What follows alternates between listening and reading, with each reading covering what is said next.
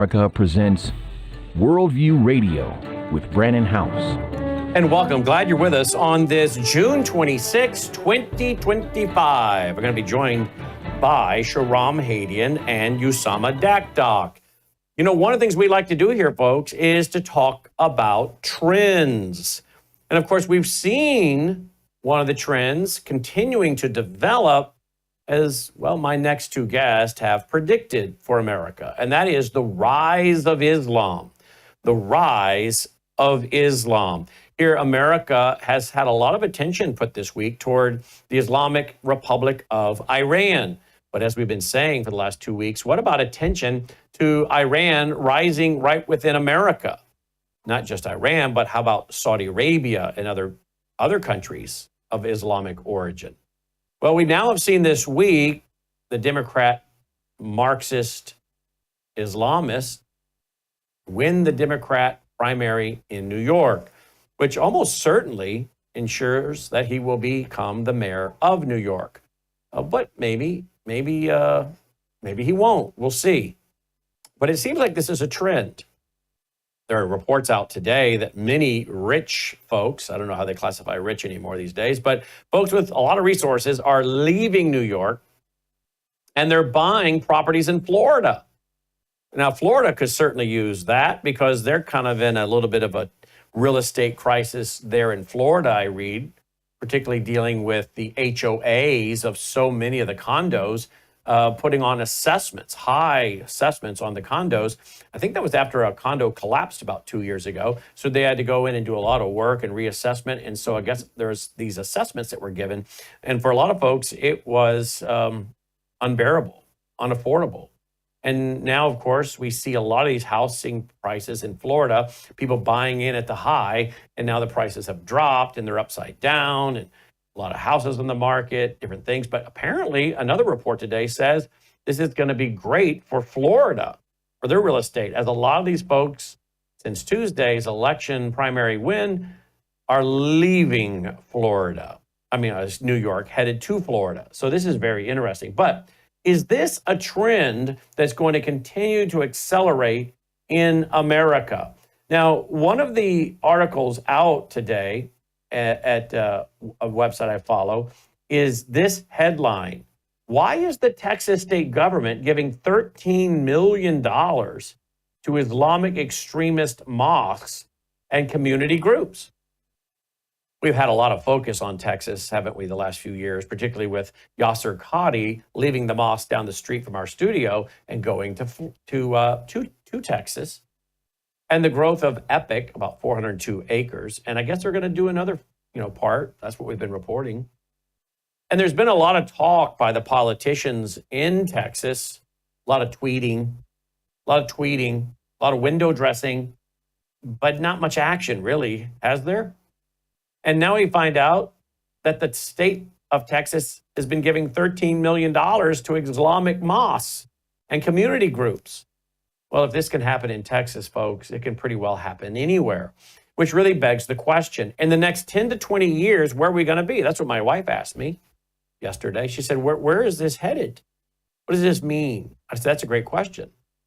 I think what it means is you're going to increasingly see Islamic and Islamic Marxist. Isn't that wonderful, by the way? I'm being sarcastic. The red-green axis embodied in one individual, the red and the green, the red being the Marxist, the green being the Islamist. One guy, he embodies the red-green axis.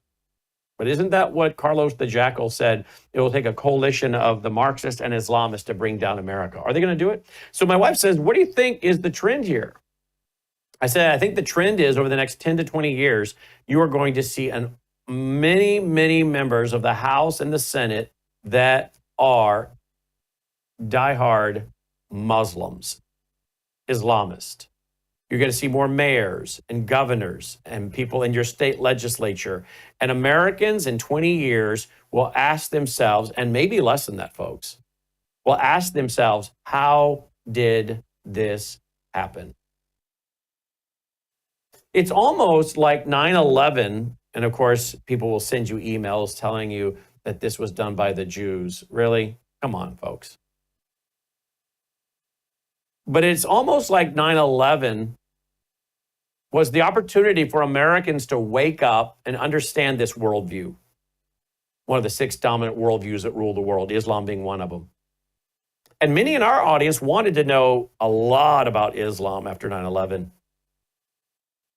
And many of you are very, very skilled in talking about Islam and what that worldview is all about. And of course, some of it is thanks to broadcasts like this, Crosstalk, the broadcast of Usama Dakdock, the work of Jerome Hadian, Pamela Geller, Dr. Bill Warner, Annie Cyrus. So many that have talked about it. Can't leave out, of course, Robert Spencer, Jihad Watch.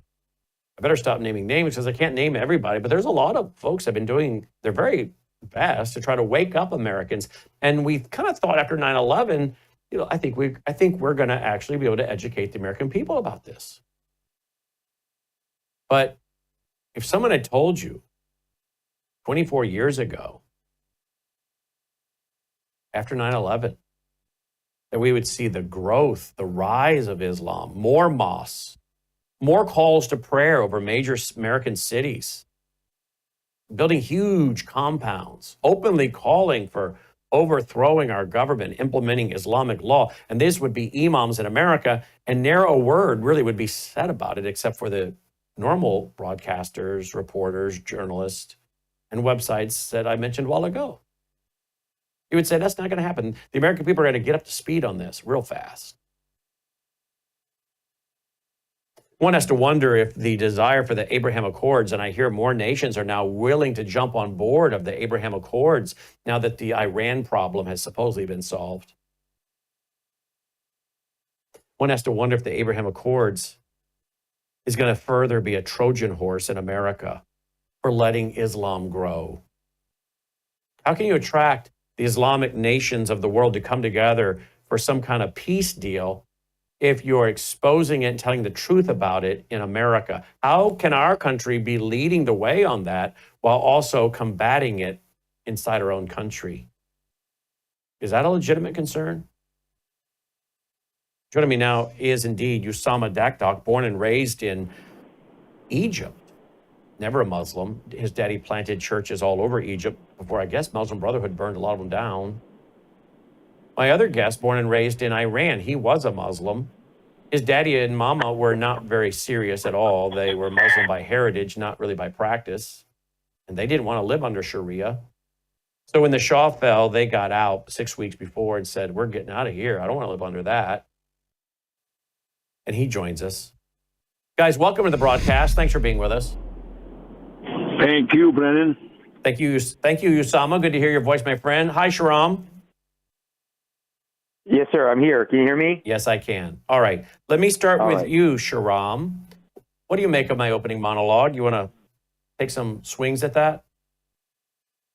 Yeah, I mean, everything is right on with regards to what you described, what has been the pattern, what we've been seeing, the fact that there was, as you said, after 9/11, and then also with the election of Barack Hussein Obama, there was a growing interest in Islam and understanding the threat that this poses, and then it seemed to has waned. But like this year, I guess I can say thank God that there is a growing interest again. Although I'm not saying I'm grateful for the fact that we're seeing these problems, because as you just said, Brandon, how many years have we been voices crying out in the wilderness saying what was predicted?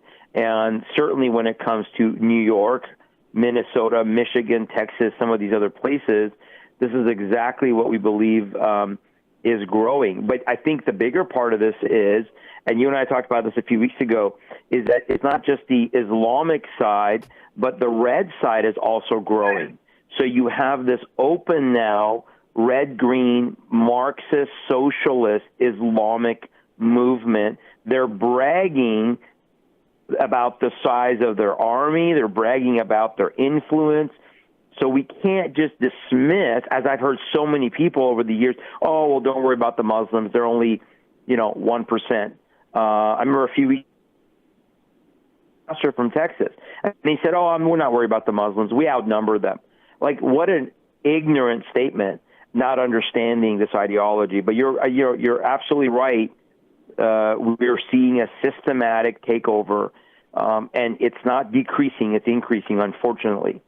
And I think that they use ranked choice voting in New York City, which is very hard to explain. I mean, I've interviewed in person people like Carrie Lake and others, and tried to get them to explain ranked choice voting, and they have a hard time explaining it. I guess I could get on someone tonight like Garland Favorito to talk about it, but I'm not so sure how many people actually voted for him. In other words, I was reading numbers today, and I can't verify them.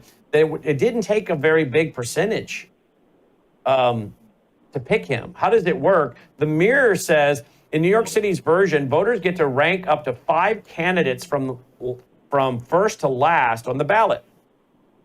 If one candidate is the first choice of a majority of voters, more than 50%, that person wins the race outright, just like in a traditional election. If nobody hits the threshold, ranked choice analysis kicks in. Vote tabulation is done by computer in rounds.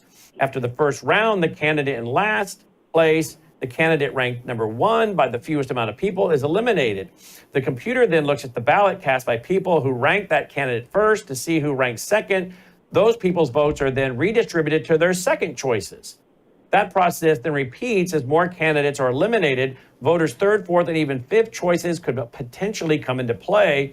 Rounds continue until there are only 2 candidates left. The one with the most votes wins. 11 candidates were on the ballot in the Democrat mayoral primary. Incumbent Mayor Eric Adams wasn't one of them.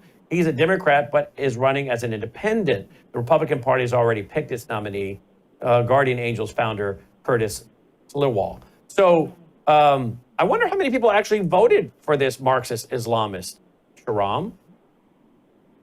Well, that's a great question.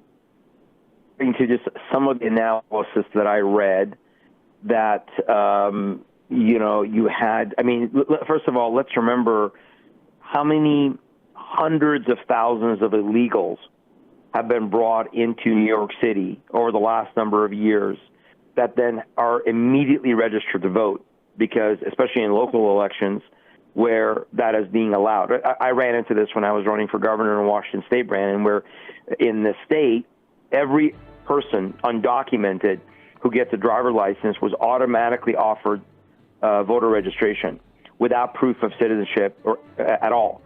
So that's one factor, but the only place that I've really followed this was, of course, with Sarah Palin up in Alaska with the ranked choice voting, and it is absolutely convoluted. And that's one of the ones. That's one of the ones I had. Sort of algorithm. Yeah, that's one of the ones I had trying to explain it to me. She was trying to explain it to me in person at CPAC at the desk, and it was very confusing. We'll be right back. We'll hear from Usama on the other side of the break. Don't go away.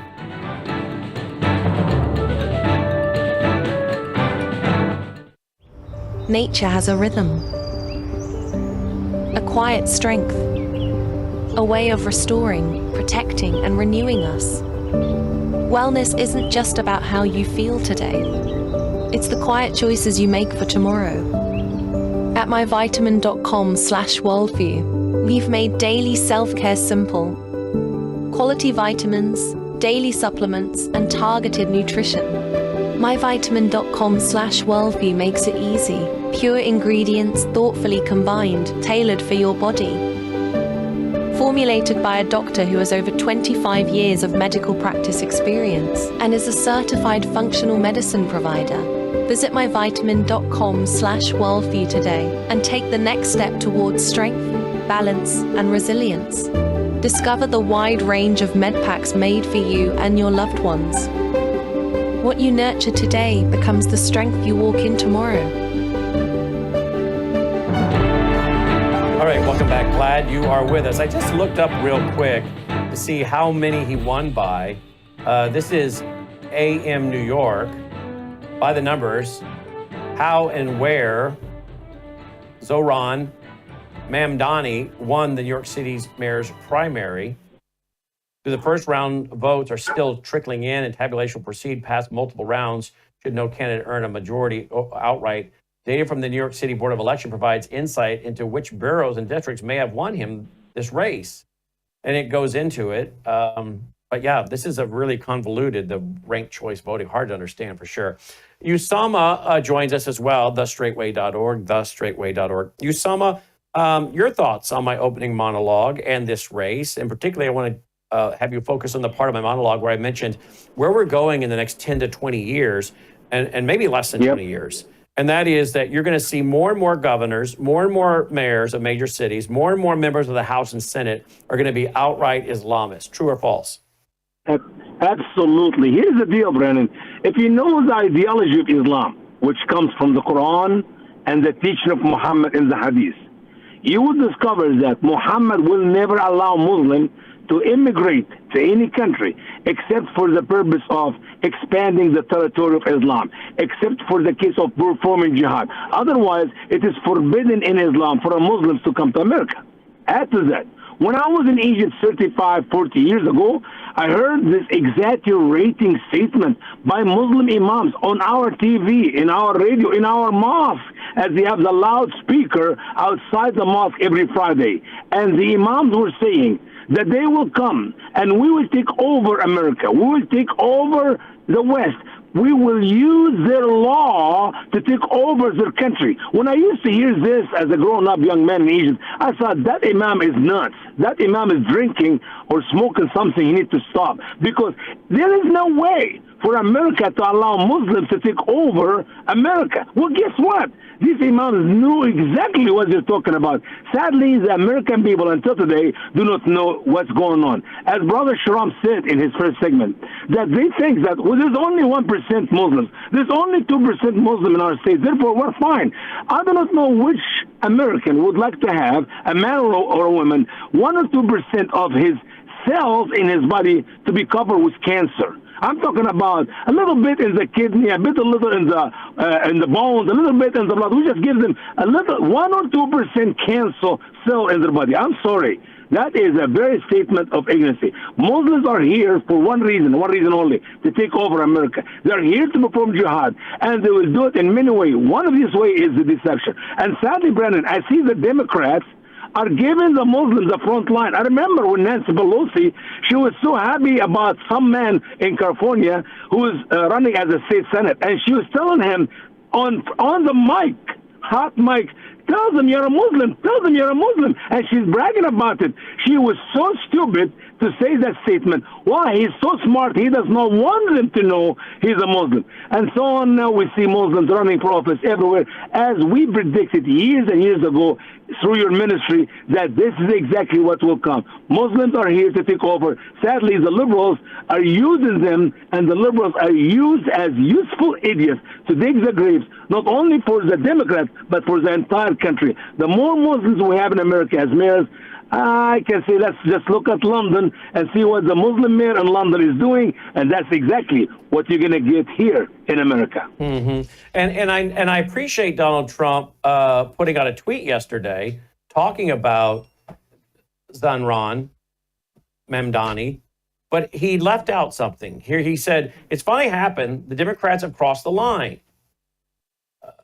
Zanran Mamdani, 100% communist lunatic, has just won the Democrat primary and is on his way to becoming mayor.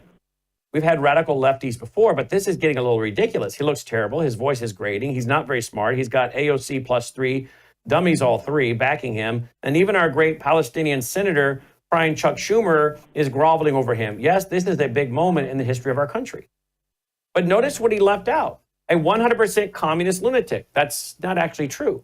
He's not just 100% communist. He's an Islamic Marxist. Why did he leave out? the word Brandon, Islam. That's exactly what's happened everywhere you go. I was watching Fox News this morning for almost an hour, and I got sick because they were going to talk about one of the segments, and they got that lady to talk about that nutcase guy running as a mayor in New York, and they talked for almost 9 minutes. That's a long time, and they never mentioned that he's a Muslim. I do not know what is wrong with Fox and this media. They will not tell the American people that he is a Muslim. I mean, it's not just he's a Muslim, brother. Think about it. CARE, the Council on American-Islamic Relations, has given him $100,000. I mean, that's a lot of money. ACLU gave him $2,500. But why CARE, Hamas, Muslim Brotherhood, will support a Muslim man unless he is 100% and on the same line with their ideology? We're fighting Hamas overseas and we give them America? What is wrong with us? Shahram? Hey, Brandon. Yep, jump in, Shahram. Quick question for Usama, if I can, because he's not just any Muslim. This Mr. Mamdani, who is a sitting city council member in New York. Let's not forget that the city of New York declared the Islamic call of prayer to be broadcast across the entire city back in 2023. After Minneapolis did it. No limits. It was Mayor Adams, current mayor, who did this. Usama, what is the word Ithna Ashar? I'm sorry, I didn't hear the last part of your talk, Brother Shahram. Say that again? What's the last part? He didn't hear you. You broke up.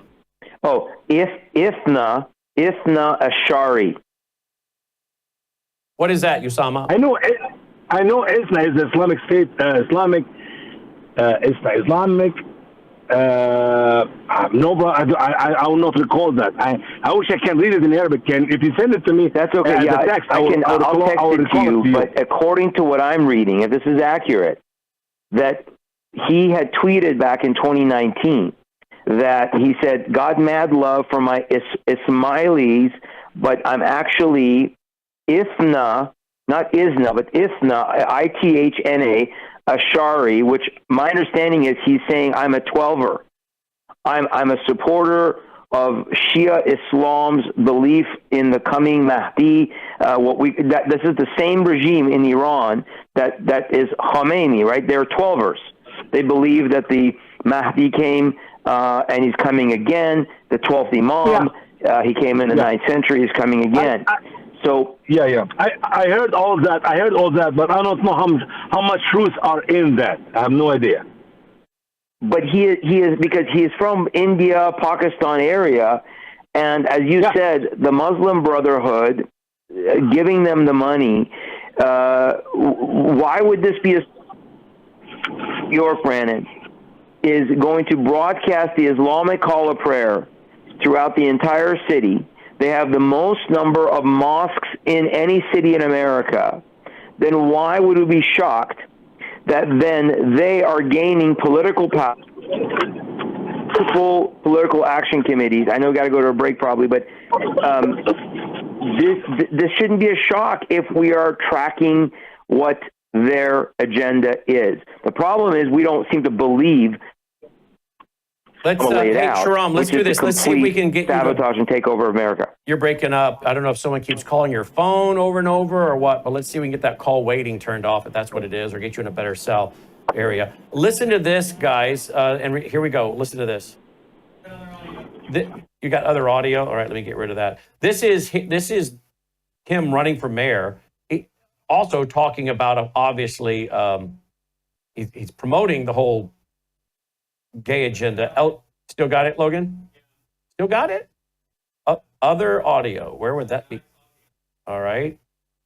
Okay, and I got rid of it. There we go. All right, now here's this guy running for mayor. Here we go. Sorry about that, guys. Here we go. And one of the things that we've said beyond saying we're going to make this a sanctuary city for LGBT. Okay, once a sanctuary, there's a lot of background noise. A sanctuary city for LGBTQIA plus workers. And I think he's talking to a trans when he's saying this. I think that's what that is.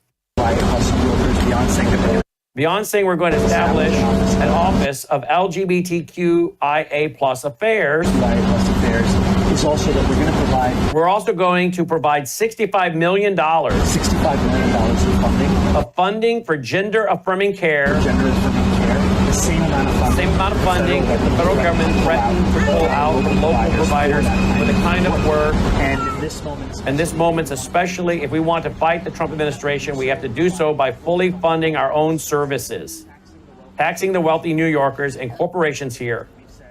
Okay, so apparently he's obviously for, quote, gender-affirming care for children. Now, how does this, Usama, fit with Islam? How does his promotion of the is this again taqiyya? Can he do this under taqiyya? Or what are the Muslims in New York City thinking of him pushing the LGBTQ agenda? Usama? Weaken America, divide in America, destroy America so we can conquer America. The only way Muslims can take over America is to destroy America from within. And if you can, I guarantee you, you will never see a Muslim man becoming a woman. You will never see two Muslim men gay. You will never see two Muslim women lesbian, but you will see them have lots of babies. And here we go. Let us destroy America, pick up the big cities like New York, and promote all what the wickedness of the devil can be to destroy America, and then we can dance over the dead body. As my friend Yusuf from Saudi Arabia, who's a believer in Christ right now, said, he said, Muslims are so smart. They are working with all the people who will make America so weak so they can use them to take over America, and then they will destroy them. The gay and lesbian, all these groups you're going to mention here, will be destroyed next by the hand of the Muslims after they use them, the Muslims use them to take over America. So the only way for Muslims to take over New York or any city in America is make it divided and make it weak, and then watch what the Muslim will do in the near future.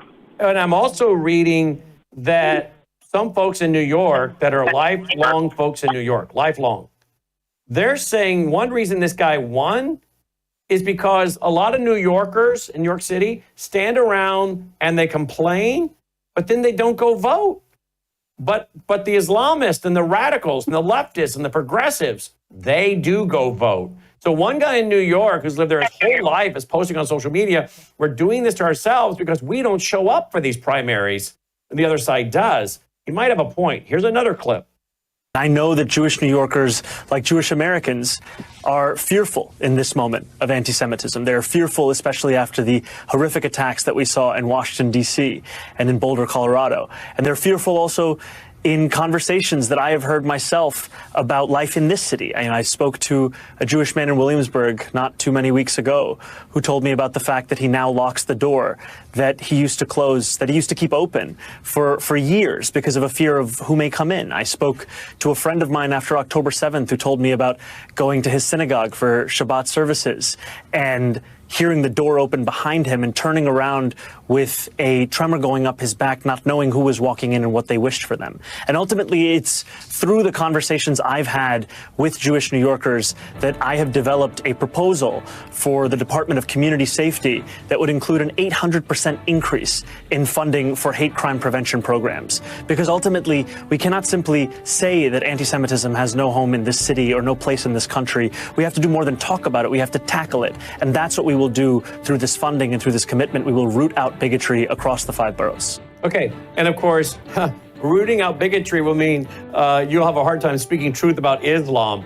So watch and see if some of the Jews take the bait on this, because Tony Blair tried this in Great Britain, and a lot of the rabbis said, I'm sorry, we don't like Holocaust deniers, but we do love free speech. We'll be right back. Hello, I'm Brandon House. Is the government tracking you? Do they have access to all your data? Well, if you go to worldviewtalk.com, you'll find out about a cell phone company that, well, does not store your data. They don't do that. This is what they're known for. They don't store your data. You have privacy. You're not being tracked. That's why a lot of folks are turning to worldviewtalk.com. You'll find their prices are very competitive. All the details are there at worldviewtalk.com. Again, worldviewtalk.com. Oh, while you're there, not only do they have cell phones that aren't tracking you, you can find out about how to get a satellite phone. Should the whole system go down and you want to communicate with a family member or a loved one, you might want to have a satellite phone. Or how about their solar generators? They have great solar generators. Check them all out right now. Worldviewtalk.com, worldviewtalk.com.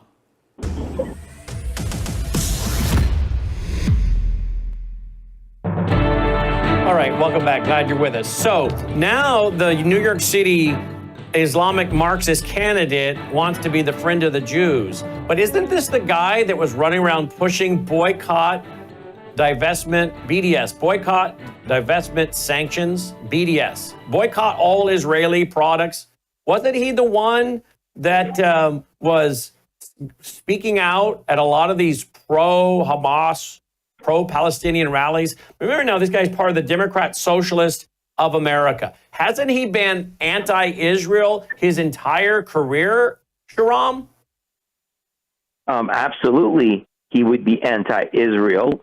And also, if he is a practicing Muslim, he's going to be anti-Jew in the long run with regards to, and I'm so glad you said what you said before the break. You read right through, his verbiage of we're going to have no, bigotry, because that he flipped that to simply mean we want to protect Islam and not allow anybody to criticize Islam. I also want to remind people, Brandon, that this individual and this type of context, what you brought up earlier, is exactly what operates in the lower house. So in the lower house, they will take the Jews or the Christians as allies. They will say, we're one of you, we're together. They will say to the LGBTQ, we support your rights, to the trans. But what happens when they transition to the upper house, as now they are doing in New York City, as they've done in Minneapolis, as they've done in Hamtramck, Michigan, or Dearborn Heights, or East Plano, Texas? What they do is then they don't lie. They just tell you now, no, I'm sorry, we don't support those things. Islam, Sharia does not promote these things. So this is simply a tactic that they use in the lower house, which is the house of war. It's warfare, and deceit is permitted in warfare in Islam. And once they get the upper hand, but the foolish New Yorkers who didn't vote, and or the illegals, as I said earlier, and or all the universities, all the radicals that have already been. This is, again, a textbook example of the red-green axis, promoting the red, and then bringing the red over to the green. Remember when the couple was killed in D.C., Brandon, I said to you that I have no doubt that most of these Marxist, socialist, communists are going to be converted to Islam. Now, this guy is already a Muslim, so he doesn't have to convert to anything, but I think that's also the future for many of these Marxists supporting this Islamic agenda. So where do you see this going when it comes to other states? Have we got $13 million reportedly going from the state government? $13 million from the state government. I had it up on my website here earlier today at worldviewreport.com. I think it's still there for those who want to go see it. $13 million going to these mosque and community centers in Texas, and this is Texas tax dollars. If this is what's going on in Texas, what hope is there for Illinois, Wisconsin, Minnesota, these other states? And then, of course, if this can gain root in Texas, it can come here to Tennessee. It can happen in other states that we never thought it would happen. It's going to go everywhere, Brandon. It's going to go everywhere. And I believe that problem started from September 11. American people have a hiccup, a bump on the road on September 11. When I saw what Mr. George W. Bush did 4 days after September 11, when he went to the Muhajirun Mosque, the immigrant mosque, and spoke highly of Allah and Muhammad and Islam, and Nihad Awad was behind him in the left side, and all these Muslims of care were behind him, I said, America have not learned the lesson from September 11.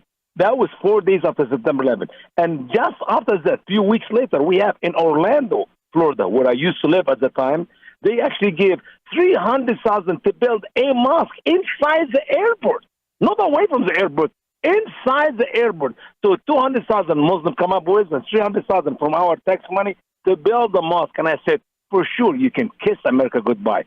The problem we have in America is not how much money we give to the Muslims, millions or whatever number we give, thousands to them.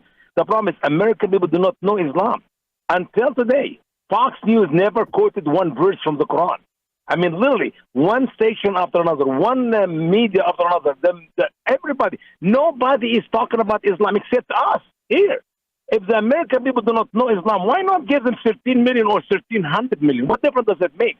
But if we know how savage that cult is and how dangerous Muslims are here in America, if we can see what the Muslims are doing, the mayor of London, we would never have to have in America a Congress or a Senate or a mayor or anybody in these positions. But the problem, Brandon, is this. American people do not know anything about Islam, and Islam is presented to us to be a wonderful, loving, peaceful religion, and you get the Abrahamic Accord, and you get this, and get that, and everybody is going to be happy. Let's all be one big family. And if somebody speaks the truth about Islam, he or she is called Islamophobe, and they're silent everybody to speak the truth about Islam, and that's how Islam will win in the end. What does it mean to you that he's from Uganda? What brand of Islam do you think he follows? And does his coming out of Uganda give us any sense of that, Shahram? Well, his father, let's not forget his father, his mother is Indian descent. She's a Indian film producer. His father is a professor at Columbia, but has Ugandan descent. So he's kind of a mixed race. But again, he himself, as I said earlier, if he's identifying as a 12er, and Trevor Loudon had reported on this. Claire Lopez had reported on this. I saw this all over the place, that he had come out and was identifying with Iran as a 12er. That means that he's got a virulent eschatology as far as his belief of what chaos they're supposed to bring about in order to usher in the Islamic Messiah, and he's going to be from the strictest interpretation of Shia Islam, if that's what he's identifying with. So this is a radical, quote, radical on both fronts. He is a socialist Marxist to the full extent. He's also, to the full extent, a fundamentalist Shia Muslim, according to his own words. And by the way, are you familiar, Brandon, with canarymission.org? That's yes. a website that tracks a lot of the, quote, pro-Palestinian. Yes. They have an interesting article on Zohran right on their front page. I encourage people to go look it up because it's a good article that kind of breaks down both his affiliation. Because remember, he led a Students for Justice for Palestine group, but he's also, again, part of the Democrat Socialist, part of the so-called Jewish Voices for Peace, which is, these are the self-loathing Jews. So this is not in any stretch of the imagination anybody that is, quote, moderate, anybody that is, quote, not practicing Islam. He is fundamental. He is been bred, and the aspirations of what I've read is that it's not just even for mayor. His aspirations is for governor and potentially future. Just like we remember with the guy in Michigan, Abdullah Syed, that was, at that time, they were claiming he would be Obama 2.0. They're now saying this guy could be the next kind of Obama, young, good-looking. He's not articulate. He's just, he's just comes across as utterly angry. And by the way, guys, the Muslims are very united in America.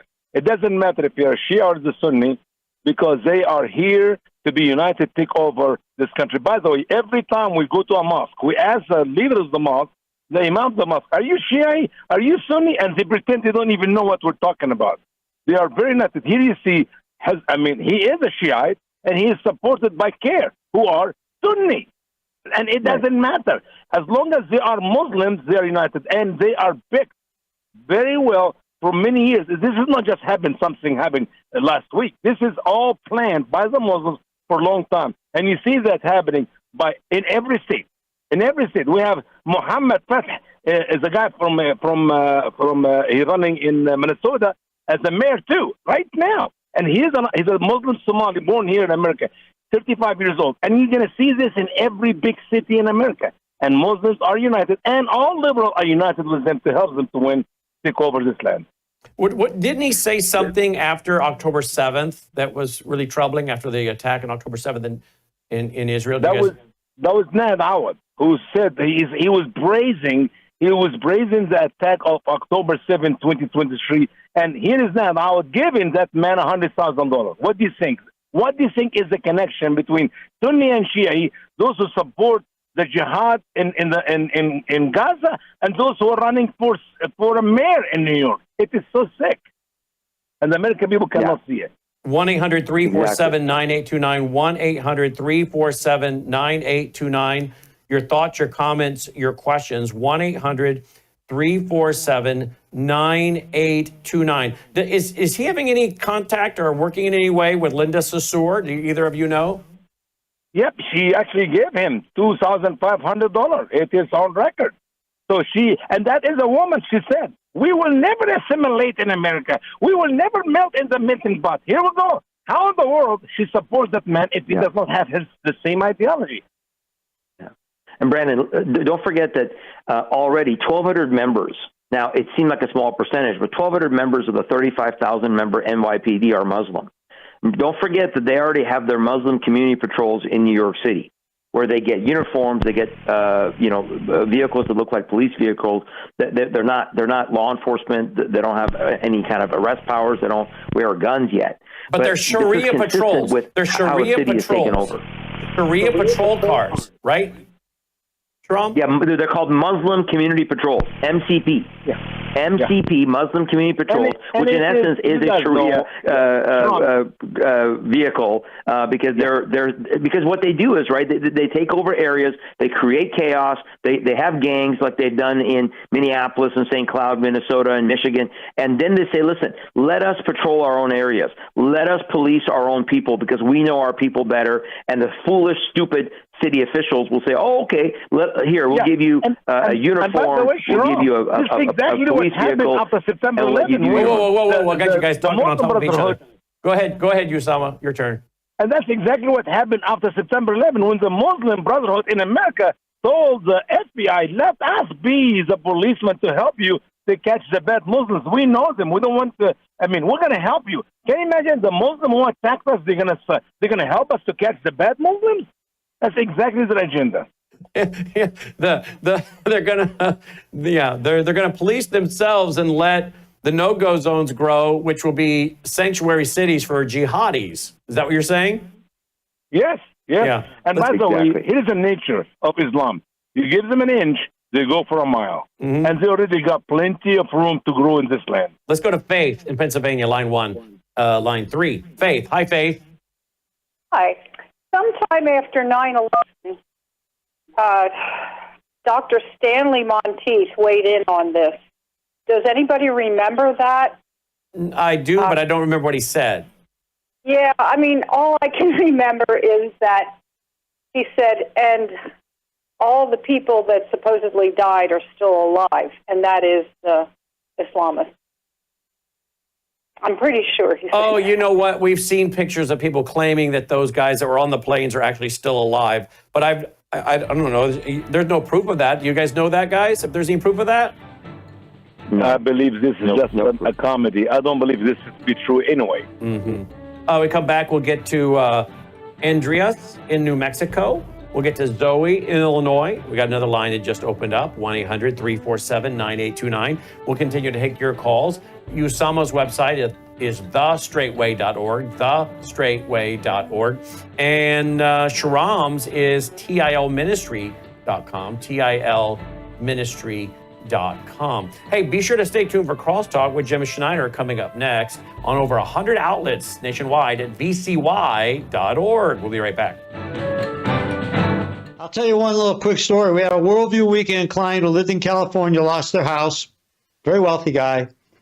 He didn't use Bitcoin. He came over here, drove to Arizona with $286,000 worth of his gold because he had no money and no house available. His bank was shut down because he couldn't have access to his bank account. Was this during the fire? Was this during the fires? During the fire.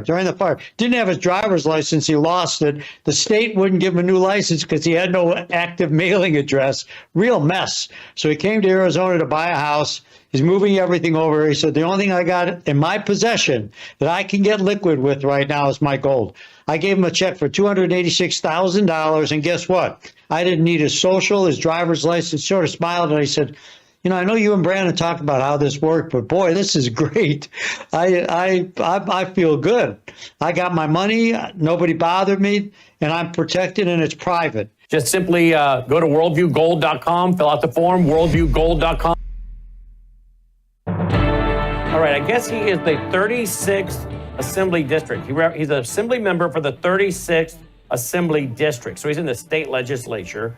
And yes, he has been pushed by anti-Israel agitator Linda Saussure.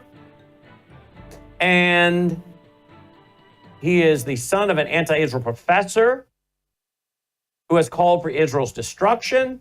I'm reading this at canarymission.org. And apparently has his bachelor's degree in Africana Studies. Africana Studies, huh?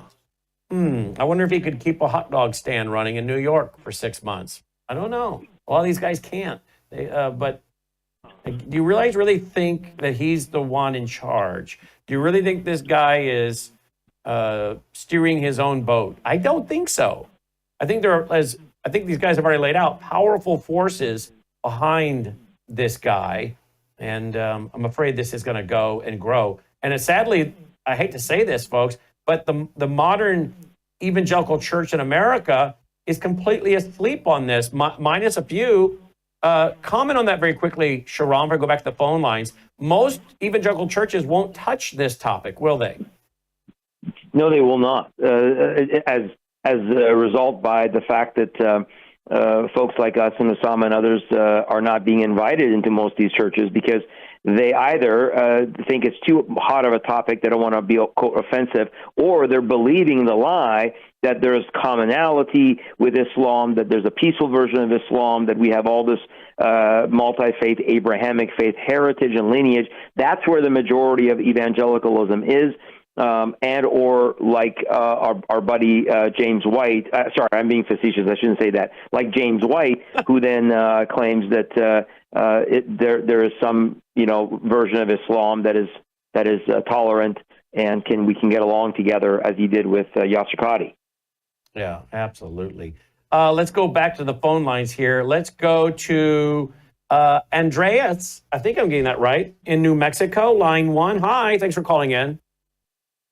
Yes, thank you for taking my call. It seems to me like New York's getting exactly what they've been needing. And, all of us know that the scripture allows leaders and removes leaders. So there's a good scolding coming in there.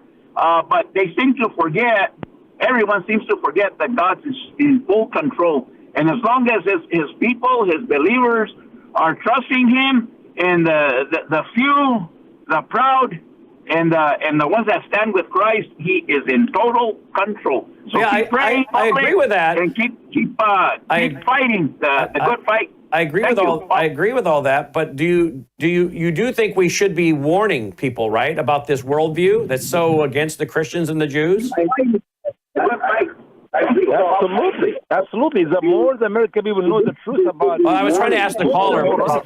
Wait. I was trying to ask the caller. Andreas, are you still there? All good now. Okay, I can't hear him. All right. Let's go back to Usama. Boy, this is difficult today. Everybody wants to talk at the same time. Let's go back to Usama. I hear what he's saying, but we can trust the Lord and still blow the shofar at the same time, can we not, Usama?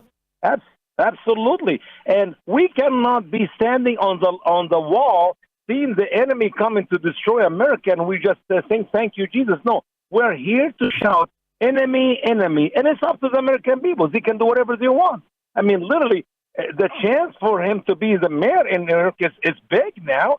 And if we don't say anything about it, yes, for sure, we are helping him to win. So obviously, we are here to warn the people. We're going to speak the truth. And if people don't like it, it is too sad. Our hands will be pure before the Lord. I don't want to have any blood on my hand when I meet with the Lord. Zoe, line 2 in Illinois, regular caller. Hi, Zoe. Hi, Brandon. I just wanted to make a comment, particularly Usama, but I want both of them to comment on this. I have a friend who dated a Muslim who had been in the Cairo Police Department, and he said practice of homosexuality was very common among Muslim men. Oh, yes. And especially with young boys, but Muslim, he said it was like all of them. No, I don't think it was all of them. But he acted as though it was like everybody in that police department was It's doing very prevalent. Let me get to that, Usama, and Shram can comment. There are videos that some of these websites have put out that track Islam. And one of the video clips that keeps popping up, and I don't know what country it is, but it is, I would say, 12, 13, 14-year-old boys, Islamic boys, wearing their long robes and their turbans on their head. And they are gyrating in front of men like they're auditioning. What is that about, Usama? It is some cult from within Islam where they have this party where boys stand up and dance, and then some men will bid. Whoever bids the bigger money, he will take that boy home and be involved with them sexually. And it's not something we can support by the Quran or the teaching of Muhammad and the Hadith, even though we know from the saying of the Hadith that in the end, Muslim men will be rewarded with a bunch of boys, 30 or whatever, 300 boys, where they will be involved with sexual. But on earth, it is not the norm for Muslims to be involved sexually with little boys or with other men. That's why we kill them in Iran or in Iraq or in Egypt or Saudi Arabia. When they see these, as Muhammad stated in Abu Ubaidah, the hadith number 4447, Muhammad said, kill the man who does it and the man to whom it is done. Talking about the homosexual acts. So if people find out. Let me go to Sharam. Thank you, Zoe. Let me go to Sharam. Sharam, you want to respond, Sharam? Well, I would add that I think Sahih International in the Hadith does promote. There's two questions because the caller is saying homosexuality among men, and then you brought up the issue of young boys. In the Hadith,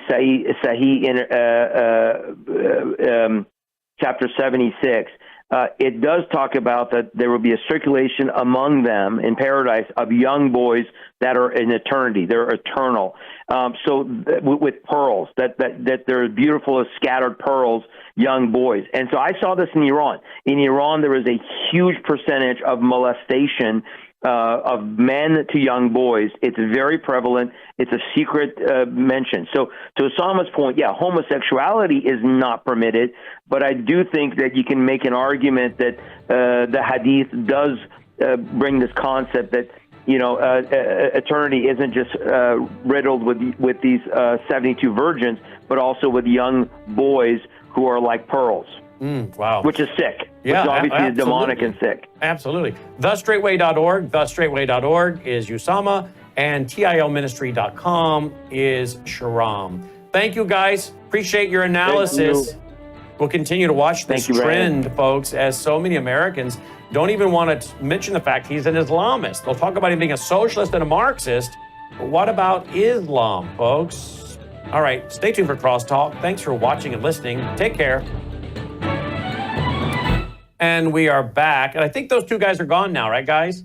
All right. With that being said, I want to run for you something Melissa and I did the other night. Can we run that, Logan? Got a huge response. And I've always said my wife is the best spokesperson for this great product we take each and every day, Bella Grace. We had her come into the studio. She hadn't been in a while to talk about it. And you know what? The doctors can talk about it, but they never get the response. God bless them. They never get the response Melissa does. I think it's because she is the one that found the product for us, researched it, and she's telling our own story, and she's so authentic. I want to share this with you in closing because this, folks, is a big part of how we keep all of this information flowing to you free of charge. Watch this.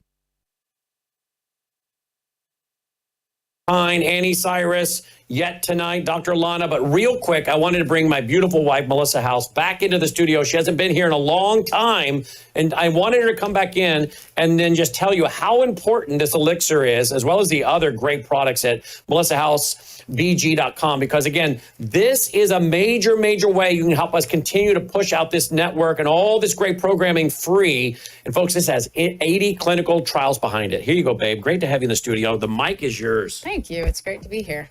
I just wanted to come on and just thank everyone that is subscribing to Bella Grace. And it's just such an amazing product. And we tell you all, I know Brandon tells you all the time of all the ways it's helped him. And I just get reports from people continually when I'm on the phone where it has helped them in so many different ways. And so I just love to come on here occasionally and just tell people you're helping support, the network, but you're also going to help support your health. It helps with skin issues. I've had people that have had pretty serious eczema, other skin issues that it's helped with, of course, fine lines, wrinkles, hair growth, all of that is obviously a plus. But yeah, it's a plus.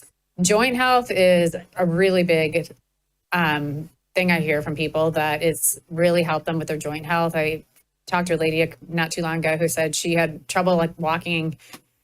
She walks a lot outside, and she was getting where it was harder for her to walk. And within like a few weeks of taking the Bella Grace, she was able to walk and not have any discomfort. I hear that all the time. I hear people that were having trouble walking around the grocery store and things like that are now able to get around really without a lot of discomfort like they used to. And I think it's definitely because of the cat's claw combined with the collagen, because as we all get older, our collagen drops in our body, and we need that in order to keep our joints healthy. And why is this collagen better than that cheap stuff?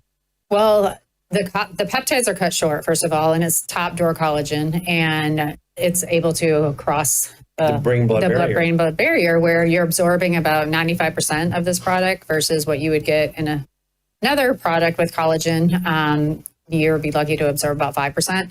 So people tell me all the time, like, I can tell a difference. They tell me they feel better, just overall feel better, overall feeling of well-being, just feeling healthier, having more energy. And we've had people talk about their eyes, right? Right, and it's also really good for eye health. I had a lady not too long ago that had a retinal surgery, and she was in a lot of pain and having some, vision issues after, and she started taking the elixir, and she said she really noticed that it helped her. But it is supposed to help. Different doctors that have, been on talking about this product, that promote the product, say that that's one thing that it does target is the vision. Mm-hmm. Mainly like joint health, vision, skin issues, but we have hair, a lot of gut issues. You had... Because the lining of your gut is collagen. Right, the lining of your gut, and your gut's, leaky gut's a problem. Right, and it affects everything. So I just can't say enough about this product. It's helped me so much. I feel way better than I did before I started taking it. I have more energy. And your hairdresser says you have more hair. My hair grows so fast that I have to get it cut way more frequently than I used to. So, but I just love talking to the people and hearing all the positive comments, and about 80% of people that subscribe to this do not get off of it. And so, which tells you something. Right. So that tells you that it's working. And it really helps us in supporting the network. So I wouldn't push a product that I didn't feel would help people, but I just feel like this product is just, overall, it just does so many different things for your health. And also the astaxanthin is a strong antioxidant. So it fights free radicals and, all that can, can help you with. Right. We all need antioxidants. So the collagen, which is the top drawer, the cat's claw, and the antioxidant, all three of those combined.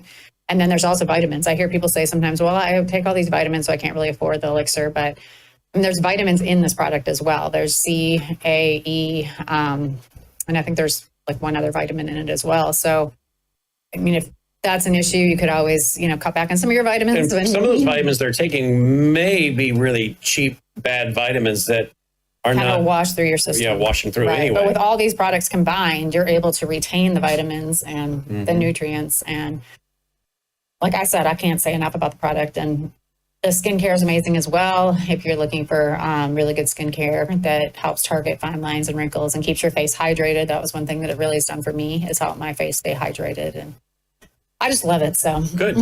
All right. Well, thanks for coming in. Thank you. MelissaHouseBG.com, MelissaHouseBG.com. She's the one that introduced us to this product. She's the one that made me get on it. I was like, it's good. I don't usually do that. But no, you don't usually do that. But she made me get on it. I was like, it's good for you. But I wasn't really going to. I could tell more energy within the first few days of being on it, and was sleeping better, just a variety of things that it helped right away. Well, she made me get on it. I'm glad I did, because my hands cleared up.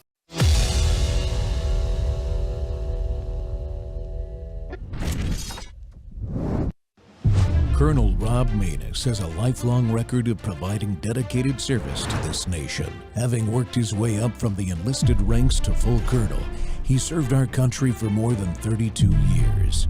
He has served as a bomber squadron commander, bomb disposal technician, Joint Chiefs of Staff Operations Officer, assisted the National Security Team with the campaign plan for the global war on terrorism. He authored the first theater nuclear war plan and served as the vice commander of America's largest airborne intelligence wing. Colonel Rob Maness is a true American hero.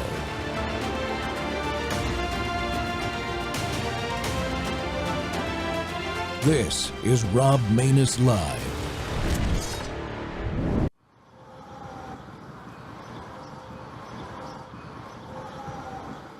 Well, gather round, folks. Let me tell you a tale about some so-called Republicans who always derail. They talk real tough on Fox at night, then cross the aisle faster than a thief in the night. Oh, RINO, swamp approved, selling out fast with their DC moves, waving their flag like they're red, white, and true, then voting with Schumer. Yeah, that's what they do. Liz Cheney rode in with the J6 crew, talking about Trump like she's working for Blue. Mitch McConnell's smiling, but don't be deceived, cause he votes like he's got a big D up his sleeve. Oh, RINO, swamp approved, selling out fast with their DC moves, waving their flag like they're red, white, and true, then locking arms with Pelosi. Yeah, that's what they do. Dan Crenshaw, oh man, what a sight.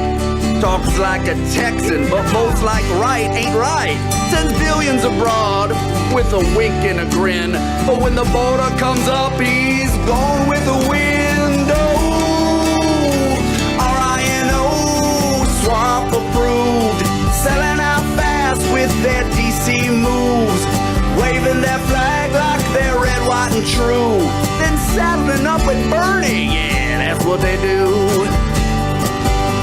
They strut like cowboys, hats tipped just right, but vote like they're dancing left every night. Infrastructure spending, Ukraine cash too.